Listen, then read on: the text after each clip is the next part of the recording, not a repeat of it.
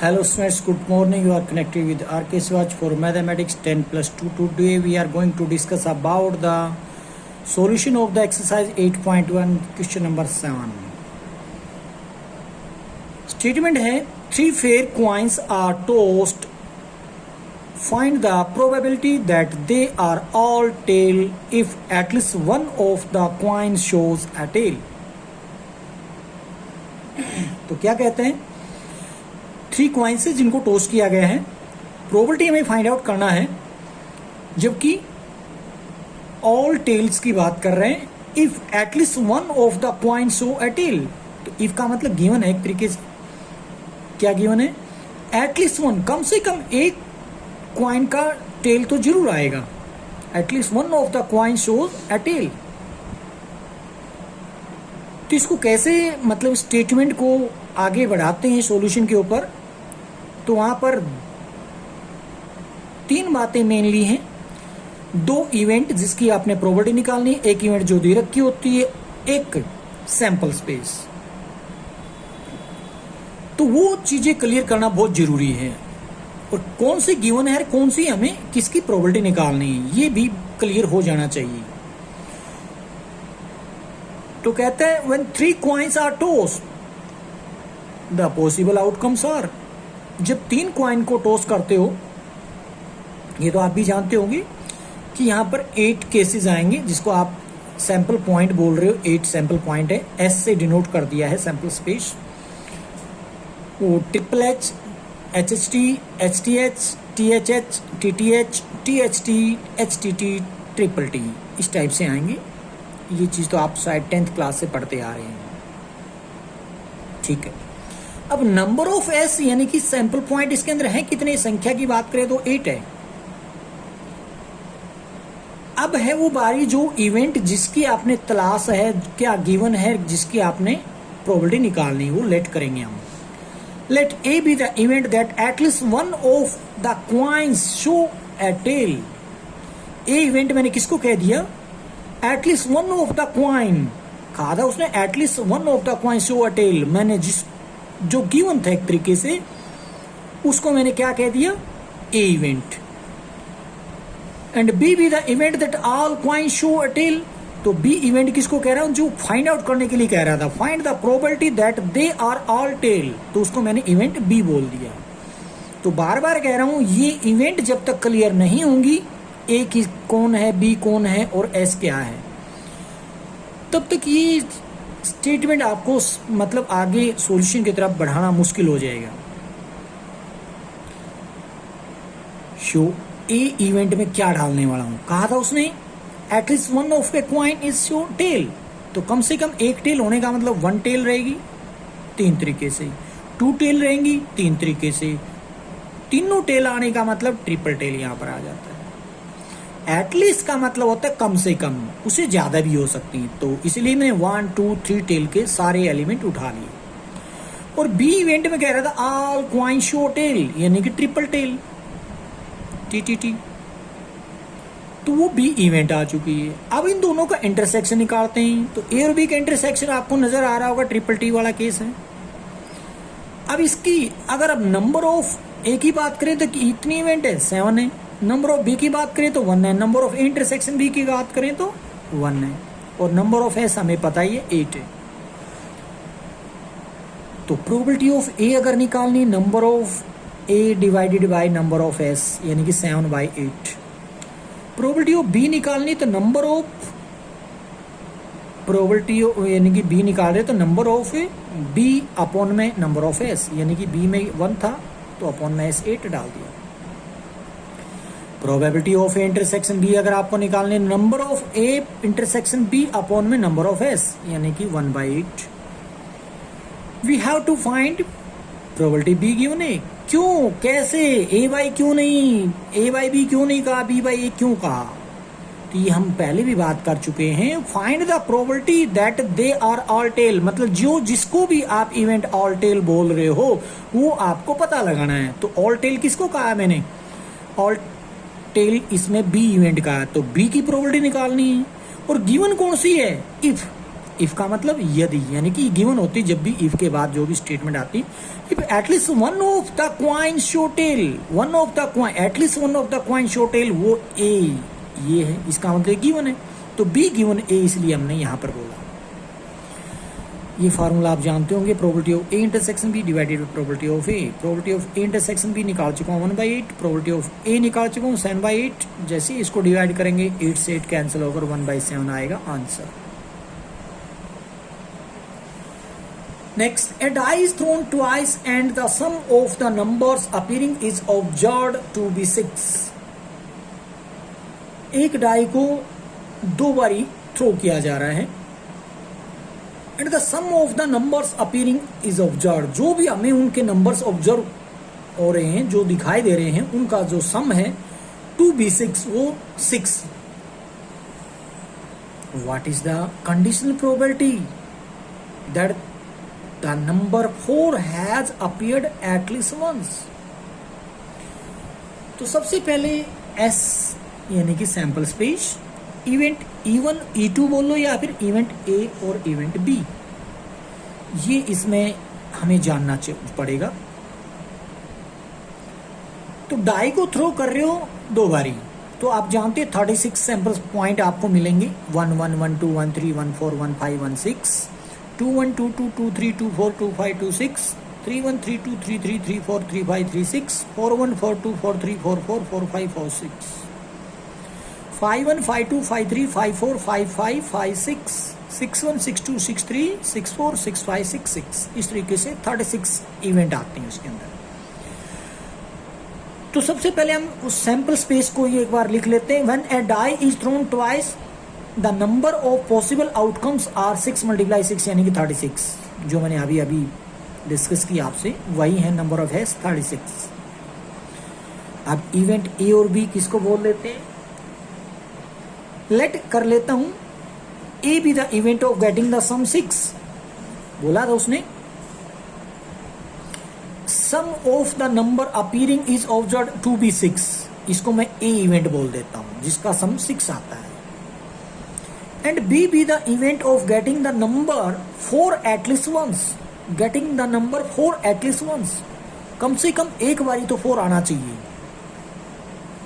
उसको मैंने बी कह दिया। तो यहां पर एक बार पढ़ने से आपको पता लग गया कौन सी गिवन है, कौन सी का प्रोबेबिलिटी आपको पता लगाना है। एक बार फिर से पढ़िए statement, die is thrown twice, यहां तक कोई बात, ये तो एक एक्सपेरिमेंट की बात कर रहे हैं। Sum of the number appearing is observed to be 6, इसका मतलब ये गिवन है। What is the conditional probability, यानी कि पूछ लिया गया है, इसके बारे में पूछा गया है, इसका हमें जवाब देना है। What is the conditional probability that the number 4 has appeared at least once। तो ये एक तरीके से पूछा गया है, तो इसको मैंने क्या कहा था, B कहा था, तो इसका मतलब गिवन है A और पूछा गया है B के बारे में, तो इसका मतलब B गिवन A होना चाहिए। हमें जो आंसर देना है वो B गिवन A होना चाहिए। चलिए देखते हैं आगे। सबसे पहले इवेंट A में कौन कौन से सैंपल पॉइंट आएंगे। वो कहता था A के अंदर क्या हमने लेट कर रखा है, इवेंट गेटिंग द सम 6, जिसका सम 6 आना चाहिए। 1 और 5 का सम करें, 2 और 4 3 3 4 2 5 1, और तो किसी का नहीं आता 6। बस यही 5 आपको सैंपल पॉइंट मिलेंगे जिसके अंदर सम 6 आता है। और दूसरी को मैं कह रहा हूं यहां पे बी, दूसरी को मैं क्या कह रहा हूं, बी कहता हूं। ये देखिएगा बी में कौन है, बी में हमने लेट कर रखा था गेटिंग नंबर 4 एटलीस्ट वंस, 4 कम से कम एक बार जरूर आए, तो उसमें हमने डाला 4 1 4 2 4 3 4 4 4 5 4 6, 1 4 2 4 3 4 5 4 6 4, ये आ गया गेटिंग 4 एटलीस्ट वंस। अब दोनों का इंटरसेक्शन निकालोगे तो क्या मिलेगा, 4 2 और 2 4 मिलेगा। अब इनके नंबर के बारे में बात करो, नंबर ऑफ ए में बात करी थी तो 5 आ रहे थे, नंबर ऑफ बी में आपको नजर आ रहे 11।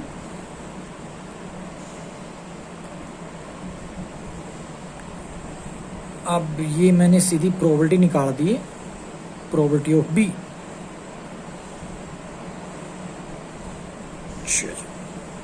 और नंबर ऑफ इंटरसेक्शन बी की बात करें तो 2 आ रहा है। अब प्रोबेबिलिटी ऑफ ए अगर आपको निकालनी पड़े तो प्रोबेबिलिटी ऑफ ए बोलोगे number of A divided by number of S. Number of S कितना था 36, तो नंबर ऑफ ए कितना है 5 बाई 36 हो जाएगी प्रोबेबिलिटी ऑफ ए, जो कि हमें जरूरत नहीं पड़ेगी इसलिए मैंने नहीं निकाली। चलिएगा नंबर ऑफ बी की बात करें तो वो कितने थे अपने पास, वो 11 थे, तो प्रोबेबिलिटी ऑफ बी आप डायरेक्टली निकाल सकते 11 by 36। Probability of intersection B, तो नंबर ऑफ इंटरसेक्शन बी 2 था, 2 बाई 36 की प्रोबेबिलिटी हो जाएगी। अब हमें जो निकालना था प्रोबेबिलिटी ऑफ बी गिवन है, that is equal to probability of intersection B divided by probability of A, 2 by 36 upon 5 by 36, that is 2 by 5। Next है A black and a red die are rolled। तो 2 die हैं की बारी फिर से, एक का कलर ब्लैक है तो दूसरे का रेड है। Find the conditional probability of obtaining the sum 8। प्रोबेबिलिटी पता लगानी है, वो भी कंडीशनल प्रोबेबिलिटी जिससे कि दोनों का सम 8 आए उन इवेंट्स का। गिवन दैट, अब की बार क्लियर है कि ये रखा कौन सी इवेंट है। Given that the red die result in a number less than 4। क्या गिवन है कि जो रेड डाई रहेगी वो रिजल्ट में वो लेस देन 4 नंबर रहेगा, वो गिवन है।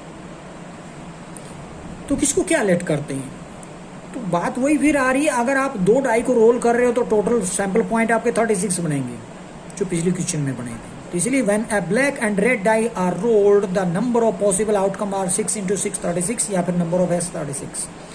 Late A B the event of getting the sum 8। तो सम 8 है उसको इवेंट ए बोल रहा हूं, एंड द बी किसको इवेंट बोल रहा हूं, D B the event getting number less than 4 on red die.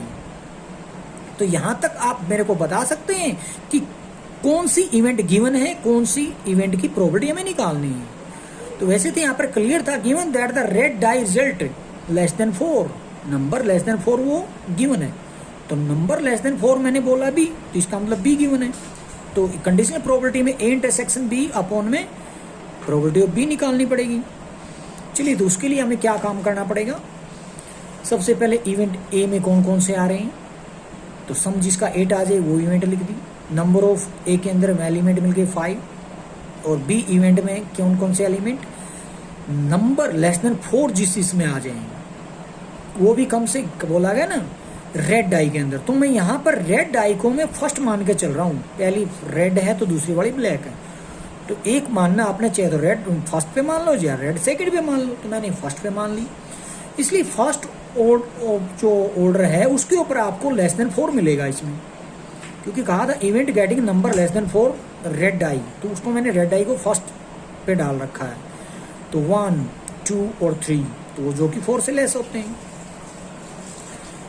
तो नंबर ऑफ बी क्या हो जाएगा 18। तो इंटरसेक्शन में 2 आ रहे हैं तो इनकी अब प्रोबेबिलिटी निकालते हैं।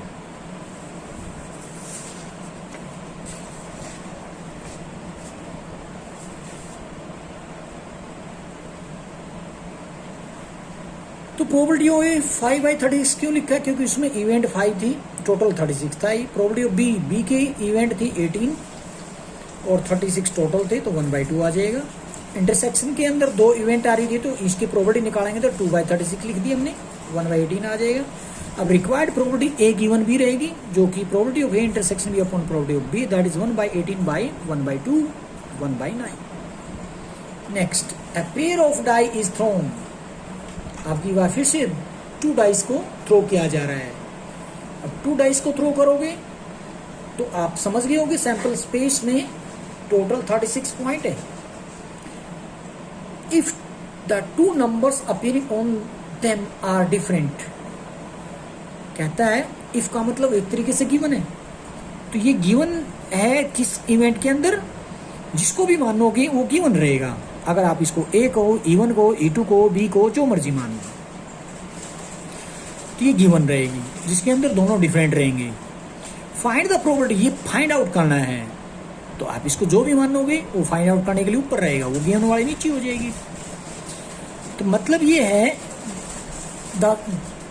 किसकी पता लगानी, 2 क्वेश्चन दिए गए यहाँ पर। पहला है सम ऑफ नंबर इज 6, जिनमें नंबर का सम करें तो 6 आए।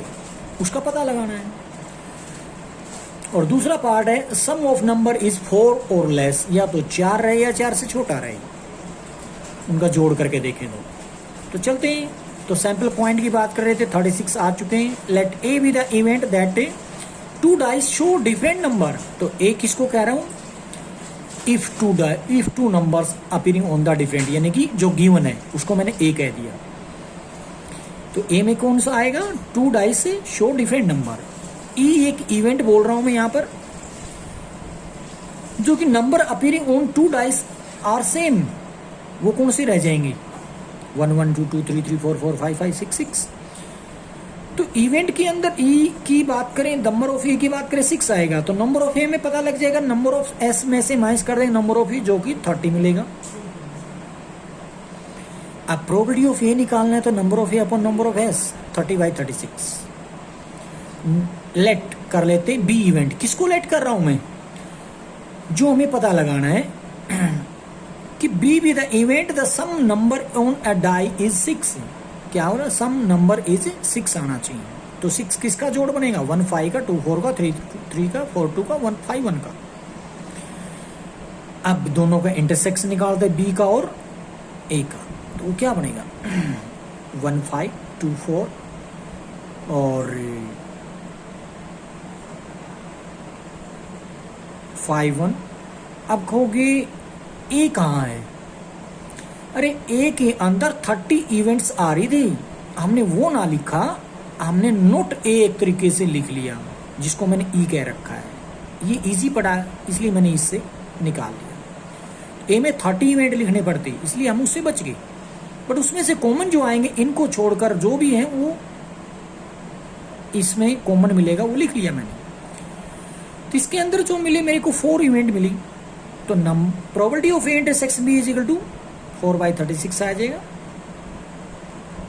Required probability B given A रहेगी, जो कि probability of A intersection B upon में प्रोबेबिलिटी ऑफ ए, तो मिलेगी 4/36 अपॉन 30/36, दैट इज 4/30, यानी कि 36 से 36 कैंसिल हो गया, 2/15 आंसर आ जाएगा। सेकेंड पार्ट रह गया, तो उसमें इन्होंने बोला था, क्या कह रहा था, सेकंड में ये था कि सम नंबर 4 और लेस, उसमें ये बोल रखा है।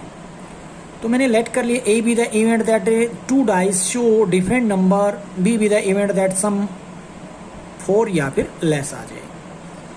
तो प्रोबेबिलिटी ऑफ ए हमने पहले निकाल दिया फर्स्ट पार्ट में, 30/36 रहेगा। और बी अभी बात कर रहे थे, event that sum number is 4 और लेस, वो बी के अंदर डाल दिया हमने। 4 या 4 से कम जिसका जोड़ बनता हो बी के अंदर आ जाएगा। अब उसके अंदर हमें मिला इंटरसेक्शन में 4 इवेंट, ठीक है जी। अब हमें जो निकालना है probability of A intersection B, number of A intersection B upon number of S, 4/36 आ जाएगा। Required probability B given A निकालना है, तो probability of A intersection B divided by probability of A, 4/36 upon में डाल देंगे हम 30/36। तो क्योंकि ए की प्रोबेबिलिटी 30/36 है, मिला के 36 से 36 कैंसिल, 4/36 इसको कैंसिल करोगे तो 2/15 आंसर आ जाएगा। Next, 2 unbiased dice are thrown. 2 unbiased, फिर से वही है सैंपल पॉइंट, फिर से आपको 36 मिलने वाले हैं। 2 डाइस को थ्रो किया जा रहा है। Find the probability that the some is 8 और ग्रेटर। किसका पता लगाना है, आप इसका जो भी नाम दोगे, ए दोगे तो ए की प्रोबेबिलिटी निकालनी हो, किसकी, जिसका सम 8 या फिर उससे ग्रेटर आए। If 4 appears on the first die, if जहां भी आ जाए इसका मतलब गिवन है। 4 अपीयर्स ऑन फर्स्ट डाई, पहली डाइस पर जिस पे भी 4 आए उसको वो गिवन है। तो लेट कर लेते हैं, व्हेन 2 डाइस आर थ्रोन, यानी कि 36 केस तो आ गई, ये तो हर सम में चला आ रहा है, काफी समोलिए। ए इवेंट में किसको लेट कर रहा हूं, getting 4 on the first die, पहले डाइस पे 4 आने को मैं ए बोल रहा हूं। तो 4 1 4 2 4 3 4 4 4 5 4 6 आ जाएंगे। बी इवेंट में किसको कह रहा हूं, गेटिंग द सम 8 और फिर ग्रेटर, जिसका जोड़ या तो 8 आए या 8 से ज्यादा आए, उसके अंदर इवेंट मैंने डाल दी है। अब इन दोनों का इंटरसेक्शन में 4 4 4 5 4 6 आ रहा है। अब इनकी नंबर लिखेंगे, उसके बाद इनकी प्रोबेबिलिटी पता लगा लेंगे। नंबर लिखे मैंने, ए में 6 थे, बी में 15 थे, इंटरसेक्शन में 3 थे, एस में 36 थे। ए की प्रोबेबिलिटी निकालेंगे 6/36, बी की प्रोबेबिलिटी निकाले 15/36, इंटरसेक्शन की प्रोबेबिलिटी निकाले 3/36। अब रिक्वायर्ड प्रोबेबिलिटी एक्चुअल में बी गिवन ए था, तो probability of A intersection B divided probability of A 3/36 के अपॉन में 6/36, दोनों 36 कैंसिल होने के बाद 3/6 का मतलब 1/2 आंसर आ जाएगा। Next 10 cards number 1 throw 10 are placed in a box.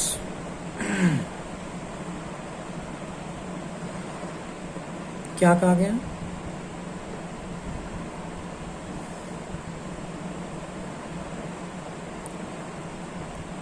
Ten cards numbered 1 through 10 are placed in a box. तो जिस भी बॉक्स में 10 कार्ड्स थे तो उसमें से 1 ड्रॉ कर लेंगे। मिक्स अप थ्रोली, उनको मिक्स कर दिया गया, and then 1 card is drawn randomly. If it is known that the number on the drawn card is more than 3, what is the probability that it is an even number? तो card है 10, उनमें से 1 card draw करना है तो total possible outcome 10 है, तो उनमें से 10 में से आप कोई भी ड्रॉ कर सकते हैं, ठीक है। तो नंबर ऑफ एस बोलेंगे तो 10 आ जाएगा। अब मैं इवेंट को लेट कर रहा हूं, let A B the event that number on the drawn card is even. क्या रहेगा? जो ड्रॉ कर रहा हूं कार्ड उसका नंबर जो रहेगा वो इवन रहेगा। एंड बी इवेंट वो है जिसके अंदर जो ड्रॉ कर रहा हूं या तो जो नंबर रहेगा उसके ऊपर 3 रहेगा या फिर मोर देन 3 रहेगा। नहीं, 3 तो है ही नहीं, मोर देन 3 का ये तो लिखा था the number on the card is more than 3, तो मोर देन 3 नहीं आएगा इसके अंदर, इसलिए हमने लिख लिया यहाँ पर number on the drawn card more than 3, इसको मैंने बी बोल दिया। तो ए के अंदर कौन सा आ जाएगा? ए के अंदर कह रहा था event that the number on the drawn is even, तो इवन में कौन होता है? 1 से लेकर 10 तक नंबर लिखे, 2 4 6 8 10 यही तो होते हैं। बी के अंदर जो 3 से मोर हैं 4 5 6 7 8 9 10 होंगे। इंटरसेक्शन में 4 6 8 10 आ रहा है, नंबर ऑफ ए में 5 आ रहा है, नंबर ऑफ बी में 7 आ रहा है, इंटरसेक्शन में 4 आ रहा है। अब ए की प्रोबेबिलिटी 5/10 हो जाएगी, बी की प्रोबेबिलिटी 7/10 हो जाएगी और इंटरसेक्शन की प्रोबेबिलिटी 4/10। हमें निकालना है ए गिवन बी। क्यों? एक्चुअल में जो बी है इवेंट जो कि मोर देन 3 है वो गिवन है। इफ का मतलब गिवन बोला था मैंने। इफ इट इज नोन, ये पता है, ये हमें ज्ञात है, तो इसका मतलब गिवन है, वो ये है तो उसको बी कहेंगे। तो इसलिए हमने लिखा ए गिवन बी। उसके लिए फॉर्मूला लिखा 4/10 अपॉन में 7/10 को 4/10 7 आंसर आ जाएगा। नेक्स्ट है 1 card is drawn from well separate pack of 52 cards. 52 cards में से एक कार्ड को ड्रॉ किया जा रहा है। If E is the event, E event किसको, उसने आपकी बार खुद नाम रख दिया इवेंट का। The card drawn is a king और क्वीन, इसको ई बोल रहा है। एफ इवेंट किसको कह रहा है? The card drawn is a queen और ace. Then find the probability of the conditional E given F. आपकी बार तो और भी सिंपल बना दिया, इवेंट के नाम रख दिए, ये भी पता लगाने की जरूरत नहीं कि क्या निकालना, ई गिवन एफ निकालना है। तो इसके लिए फार्मूला आता होगा इंटरसेक्शन अपॉन एफ की प्रोबेबिलिटी रख दी जाएगी, ठीक है। Out of 52 card 1 card can be drawn in 50C1, या फिर सीधे सीधे 52 वेज हैं, यूं बोल सकते थे। नंबर ऑफ एस कितना आगे? कोई भी कार्ड ड्रॉ हो सकता है 52 में से, इसलिए number of S 52। Is the event the card drawn is king और क्वीन। इवेंट में क्या आ रहा है? या तो किंग आएगा क्वीन आएंगे। किंग के भी 4 पत्ते होते हैं, क्वीन के भी 4 होते हैं पैकेट के अंदर, इसलिए ई के अंदर टोटल मिला के 8 हो गए हैं कार्ड पॉसिबल। तो प्रोबेबिलिटी ऑफ ई निकालो 8/52 हो जाएगा, जो कि 2/13 लिख सकते हो। एफ इवेंट में क्या था, या तो क्वीन है या फिर एस है, ये भी 4 और 4 होंगे, तो 4 और 4 होंगे, 4 क्वीन है तो 4 एस है, एस का मतलब इक्का। इन अ पैक ऑफ कार्ड्स, यानी कि नंबर ऑफ एफ क्या आ गए 8 मिल गई, तो प्रोबेबिलिटी ऑफ एफ निकालते तो number of F upon number of S, यानी कि 8/52, इसका मतलब 2/13। इंटरसेक्शन की बात करें तो दोनों में केवल और केवल क्वीन आ रहा है, इधर भी क्वीन है इधर भी क्वीन है, वो उतने ही 4 कार्ड्स, तो नंबर ऑफ इंटरसेक्शन की बात करें 4 आ रहा है, तो probability of intersection F is equal to number of intersection upon number of S, तो 4/50 दैट इज 1/13। तो रिक्वायर्ड प्रोबेबिलिटी आपको एफ ये दी गई थी, ई एफ, ई गिवन एफ प्रोबेबिलिटी हमें पूछा गया है, ई given F.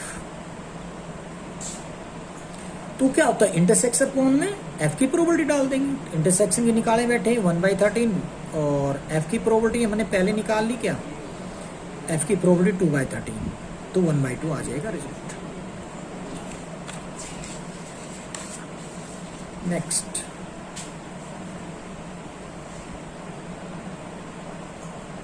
A fair die is rolled, एक डाई को रोल किया गया है, तो एस के अंदर कितने 6 पॉइंट होंगे ना सैंपल स्पेस में।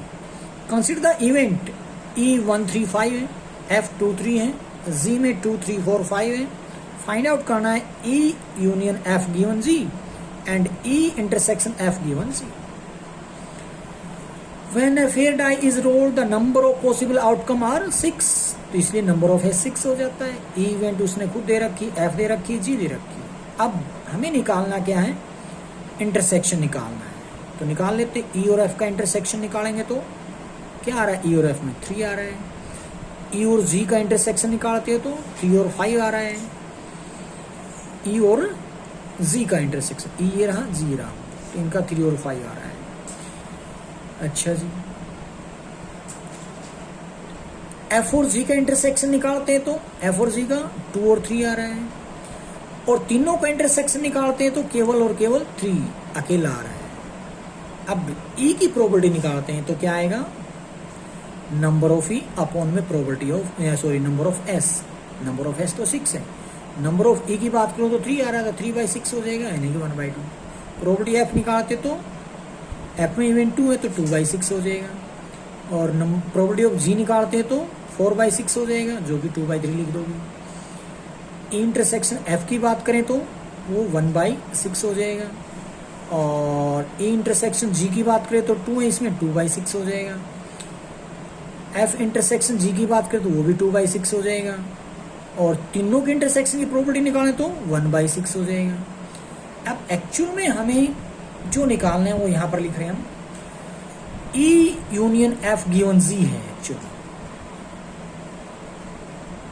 अगर इसकी प्रोबेबिलिटी निकालते हैं फार्मूला लिखूंगा, probability of E union F intersection G के साथ अपॉन में प्रोबेबिलिटी ऑफ जी लिखेंगे, क्योंकि मैं फार्मूला लिख रहा हूं। अगर ये पूरे को आप ए मान लो तो ए गिवन जी का मतलब probability of A intersection G upon में प्रोबेबिलिटी ऑफ जी बोलोगे ना उस चीज को। ए की जगह कौन है, ई यूनियन एफ है, तो उसका इंटरसेक्शन जी के साथ होना चाहिए, वही मैंने लिखा। तो पहले इसको सोल्व करते हैं। तो ई यूनियन एफ को इंटरसेक्शन जी के साथ तोड़ेंगे तो इसको आप ब्रैकेट को खोलोगे तो क्या आ जाएगा, ई इंटरसेक्शन जी आ जाएगा, यूनियन डाल देंगे एफ इंटरसेक्शन जी के साथ, वो रख दिया मैंने, अपॉन वही चला रहा है। अब ए यूनियन बी की आपने प्रॉपर्टी पता होगा, प्रोबेबिलिटी के लिए probability of A union B होता है probability of A plus probability of B minus probability of A intersection B, वही मैंने लिख दिया यहाँ पे। ए की जगह ये है, बी की जगह ये लिख दिया। अब इसकी प्रोबेबिलिटी पता, इसकी प्रोबेबिलिटी पता, इसकी प्रोबेबिलिटी, बस वैल्यू डालनी मेरे को उठा के यहाँ से, जो कि 3/4 आ जाएगा। एक दूसरा क्वेश्चन आया था अपने सामने, 2 क्वेश्चन किए गए थे। दूसरा है ई इंटरसेक्शन एफ गिवन जी। तो प्रोबेबिलिटी अगर आपको ये निकालनी है तो इन दोनों, इसका इंटरसेक्शन जी के साथ करना पड़ेगा, तो इसका इंटरसेक्शन जी का, इसका मतलब तीनों का इंटरसेक्शन है, ई इंटरसेक्शन एफ इंटरसेक्शन जी, जो कि इसकी प्रोबेबिलिटी में पहले निकाले बैठा हूँ 1/6 आई है, तो 1/6 अपॉन में प्रोबेबिलिटी ऑफ जी पहले से आज हमने निकाली 2/3, सोल्व करेंगे तो 1/4 आ जाएगा। Next,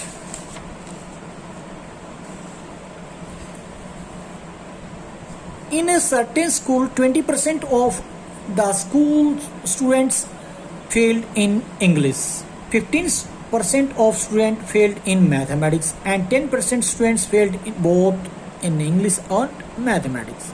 A student is selected at random. If the failed in English, what is the probability that he also failed in mathematics? तो क्या कहे, if he fail in English, इसका मतलब गिवन है. अब इंग्लिश को जो भी कहोगे इवेंट को, वो गिवन है. और पता किसका लगाना है, what is the probability that he also failed in mathematics. तो ये कौन है, एक तरीके से हम जो भी इवेंट आप इसको मानोगे वो आपको पता लगाना है. तो let A B the event that student failed in English, English में फेल होने वाले इवेंट को ए कह रहा हूं. And B be the event that student failed in mathematics, उसको मैं बी बोल देता हूं. तो यहां पर हमें पता है, गिवन है कि it is given that 20% student failed in English. इसका मतलब प्रोबेबिलिटी डायरेक्टली निकाल सकते हो, 20/100 बोल सकते हो,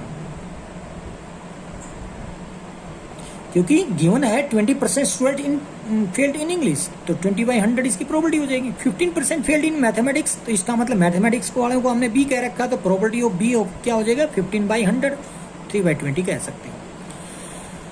and 10% failed in English and mathematics both, इसका मतलब इंटरसेक्शन है बोथ का मतलब. तो इसका मतलब ए इंटरसेक्शन बी की प्रोबेबिलिटी उसने दे रखी है 10/100. हमें एक्चुअल में क्या निकालना है, बी क्यों नहीं, क्यों भाई बी हमें निकालना था, क्या था इसमें, जो बी हमने लेट किया गया था, स्टूडेंट फेल्ड इन मैथमेटिक्स. तो मैथमेटिक्स में भी फेल हो गया, तो बी क्यों नहीं बोलोगे, इसका मतलब इंटरसेक्शन ऊपर रहेगा, नीचे ए की प्रोबेबिलिटी रहेगी. तो 1/10 upon 1/5, that is 1/2. Next is the probability that the student selected at random from a class will pass in mathematics is 4/5, and the probability that he or she pass in mathematics and computer science is 1/2. What is the probability that he or she will pass in computer science? If it is known that he pass in mathematics, इसका मतलब ये पता है हमें कि mathematics में पास होने वाले गिवन एक तरीके से, और प्रोबेबिलिटी किसकी निकालनी है, कंप्यूटर साइंस. तो इवेंट के अकॉर्डिंग हम लेट करके चलते हैं. तो इसलिए हमने क्या लिखा यहां पे, let A B the event that the selected student pass in mathematics and B be the event selected student से पास इन कंप्यूटर साइंस. तो इस तरीके से गिवन है, ए की प्रोबेबिलिटी 4/5 और इंटरसेक्शन दोनों में 1/2.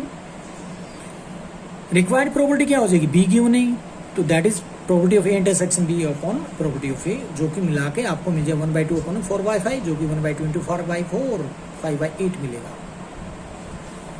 Next, a couple has 2 children, find the probability that both children are boys if it is known that at least one of the children is a boy.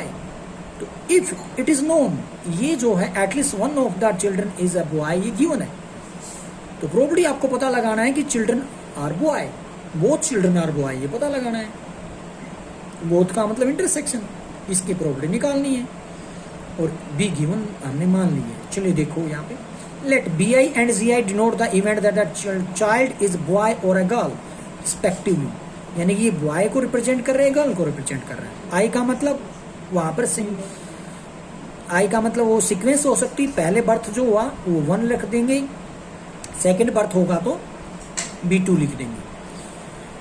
Sample space में हो जाएगा B1 B2, B1 G2, G1 B2 और G1 G2, क्योंकि पहला birth 1 represent करता है, second वाला birth है 2 रिप्रेजेंट कर रहा है. तो नंबर ऑफ एस में 4 आ रहे हैं इवेंट अपने को. ए इवेंट मैंने लेट कर ली, the both children are boys, और बी इवेंट लेट कर रहा हूं at least one of the child is a boy. तो ए में कौन आएगा, B1 B2 दोनों लड़के होंगे, दोनों बॉयज की बात करें. बी के अंदर क्या कहा, at least one child is a boy, तो कम से कम एक बॉय तो होना चाहिए.